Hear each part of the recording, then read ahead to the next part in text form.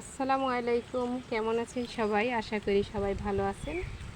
আমিও আল্লাহর রহমতে ভালো আছি। কাছে দূরে দেশে এবং দেশের বাহিরে যে যেখান থেকে আমার ভিডিওটি দেখছেন সকলকে জানাই আন্তরিক দোয়া এবং ভালোবাসা। রকমারি ব্লগ অ্যান্ড কুকিংয়ে আপনাদেরকে আরও একবার স্বাগতম। ভিডিওটি দেখে অবশ্যই একটি লাইক করে দিবেন। কেমন?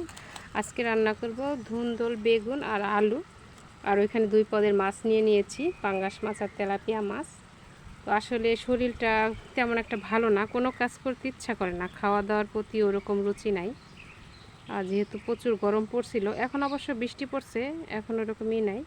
রান্না বাড়া করতে আসলে একটুও ভালো লাগে না।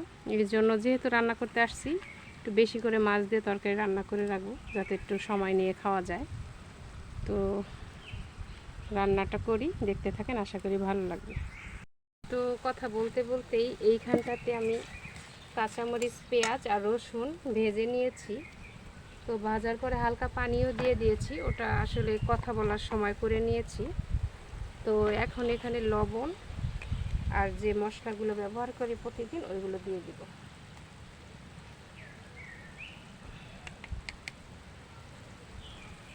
যেহেতু তরকারিটা একটু বেশি, এজন্য লবণটাও তো একটু বেশিই লাগবে। এতটাই গরম উঠেছিল আমাদের এইখানে, গরমে আমার হাতের অবস্থা 12টা বেজে গিয়েছে। প্রচুর পরিমাণ ঘামাচি দেখা দিয়েছে। তো এই 2 বছর যাবত এই অবস্থাটা হচ্ছে। ঘামাচি হলে তো নাজেহাল অবস্থা। আগে কখনো এরকম হয়নি, কি জানি, হয়তো বয়সের সাথে সাথে অনেক কিছু শরীরে চেঞ্জ হয়ে যাচ্ছে।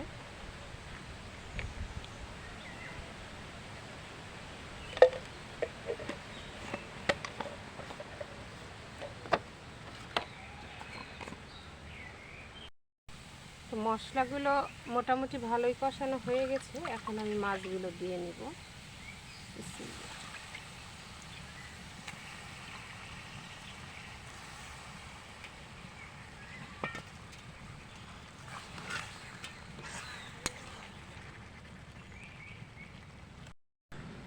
শুরু হয়ে গেছে বৃষ্টির দিন, তো আকাশটা মেঘলা মেঘলা, প্রচুর পরিমাণ বাতাস বইতেছে।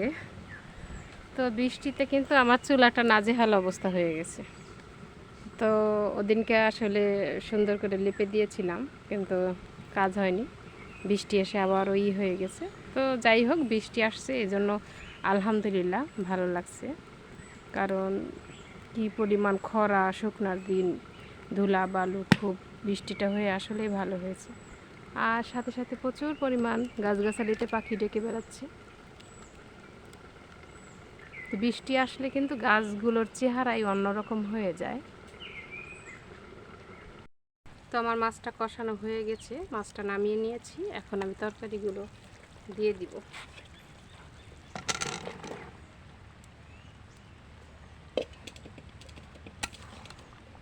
প্রচুর বাতাসের কারণে চুলোর জালটা বারবার লিবে যাচ্ছে।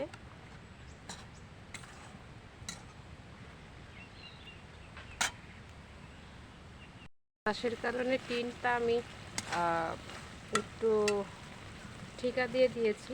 প্রচুর বাতাসের কারণে রান্না করতে আসলে দেরি হয়ে যাচ্ছে। তো এখন ঝোলের পানি দিয়ে দিলাম,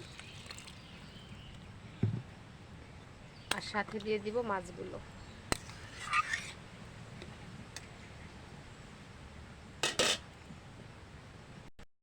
তো এখন আমি ঝোলের পানি দিয়ে মাছটা দিয়ে দিয়েছি, এখন ঢেকে দিব। আসলে ভিডিও ওইভাবে করা হচ্ছে না এখন, কারণ ভিডিওতে আসলে ভিউ অনেক কম হয়, এই কারণে আমার ভিডিও দিতে ভালো লাগে না। তো দেখি কেমনি কি হয়। তো রান্নাটা আমার হয়ে গেছে। তো এতটুকু ঝোল নিয়েই আমি তরকারিটা নামিয়ে নেব। তো সবাই সাবধানে থাকবেন, ভালো থাকবেন, সুস্থ থাকবেন। ভিডিওটি এই পর্যন্ত শেষ করে দিচ্ছি। তো আমার ভিডিওর মাঝে কোনো ভুলভ্রান্তি থাকলে অবশ্যই ক্ষমা সুন্দর দৃষ্টিতে দেখবেন। তো আমার জন্য সবাই দোয়া করবেন, আমি জানি পরিবারের সকলকে নিয়ে ভালো থাকতে পারি। তো আজ এই পর্যন্তই। আল্লাহ হাফেজ। আসসালামু আলাইকুম।